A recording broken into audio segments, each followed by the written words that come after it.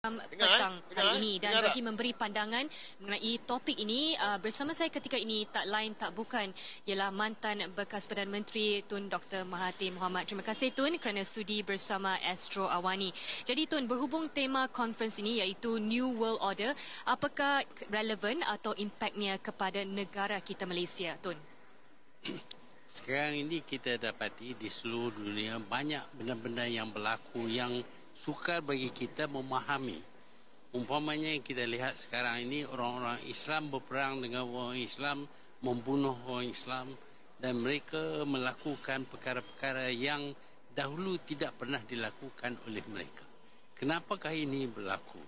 Kita mencari punca dan satu daripada puncanya mungkin ialah kerana ada rancangan oleh pihak-pihak tertentu untuk mendominasikan dunia, untuk menubuh kerajaan dunia supaya mereka dapat memaksa seluruh dunia patuh kepada kehendak mereka.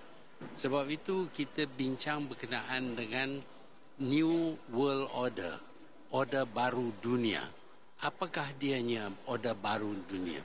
Jika kita tidak faham, maka kita tidak akan tahu kenapa berbagai perkara berlaku dalam dunia yang sukar bagi kita memahami.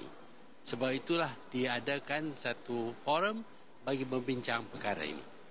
Jadi Tun, sejauh mana implikasi konsep New World Order ini, kerana kita lihat hari ini terutamanya militan IS sering merekrut orang muda untuk mengikuti mereka melalui media sosial iaitu Facebook dan sebagainya. Komen Tun.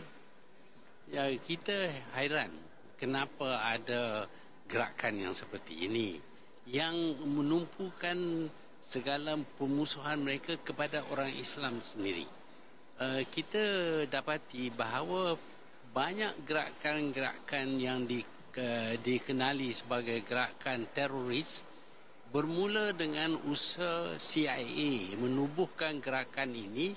Jangan lupa subscribe dan tonton video penuh diri Suara Dunia.